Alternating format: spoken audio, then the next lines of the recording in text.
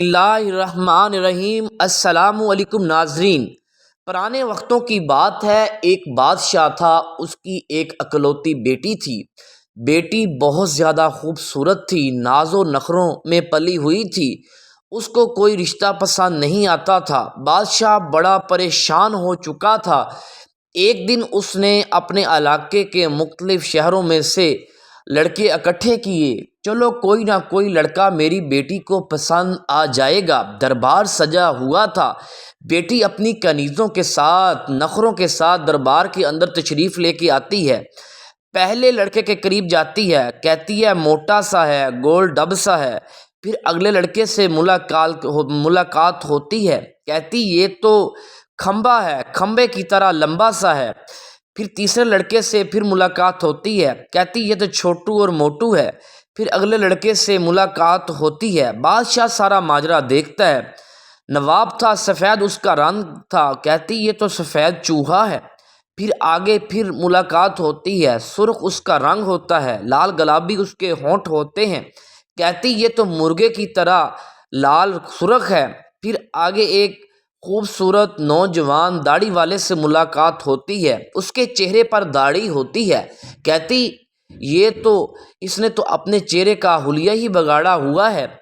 پھر بادشاہ جلال میں آتا ہے، اعلان کرتا ہے میرا اعلان سنیں، میری بیٹی نے سب کو درکار دیا ہے، میں اپنی بیٹی کی شادی ایک فقیر سے کروں گا۔ کچھ ہی دن گزرے تھے، ایک گویّا بادشاہ کے محل کے آگے آ کر گنگنانا شروع کر دیتا ہے۔ بادشاہ کے کانوں میں آواز پہنچتی ہے، خوبصورت آواز ہوتی ہے۔ بادشاہ حکم دیتا ہے اس کو اندر بلایا جائے۔ بیٹی اور بادشاہ نے گویّے کا گانا سنا تو پسند آیا۔ گویّے نے کہا آپ مجھے کیا انعام دینا پسند کریں گے؟ بادشاہ نے کہا میں اپنی بیٹی کی شادی آپ سے کرنا چاہوں گا۔ فقیر بہت خوش ہوا۔ بادشاہ کی بیٹی شہزادی غصہ ہونا شروع ہو گئی، رونا دھونا شروع کر دیا۔ آخر کار قاضی کو بلایا گیا، بادشاہ کی بیٹی کی شادی فقیر سے کر دی گئی اور محل سے نکال دیا گیا۔ جب راستے میں جاتے ہیں تو ایک شکار گاہ سے گزرتے ہیں۔ بادشاہ کی بیٹی شہزادی فقیر سے پوچھتی ہے یہ شکار گاہ کس کی ہے؟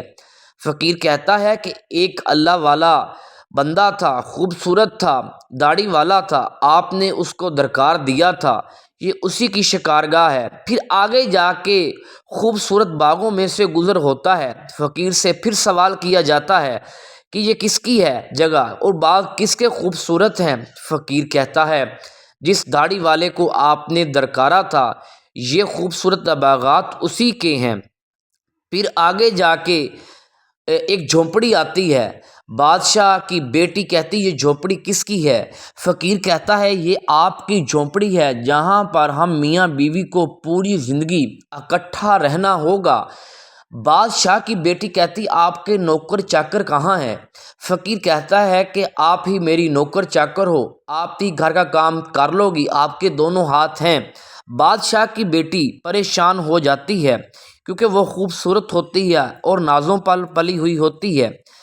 یہاں تک کئی سال گزر جاتے ہیں تو میاں بیوی کے اندر لڑائی جھگڑا رہتا ہے۔ پھر بادشاہ کی بیٹی کہتی ہے کہ یہ بات تو گوارا نہیں ہے، آپ کوئی کام ڈھونڈیں۔ اس نے کہا میں آپ کو بازار سے سوت لا کر دیتا ہوں، آپ سوت سے ٹوکریاں بنایا کرنا۔ جب سوت سے ٹوکریاں بنانا شروع کیں تو اس کے ہاتھوں پر زخم ہو گئے کیونکہ اس کے ہاتھ نرم و نازک تھے۔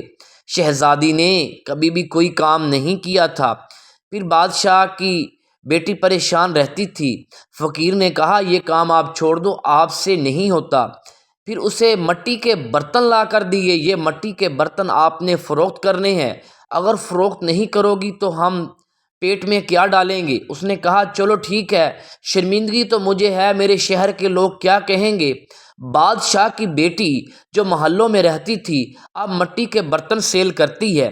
ایک دن مٹی کے برتن سیل کر رہی ہوتی ہے، جو داڑھی والا ایک بندہ گزرتا ہے، ملکہ نہیں پہچانتی، بادشاہ کی بیٹی نہیں پہچانتی۔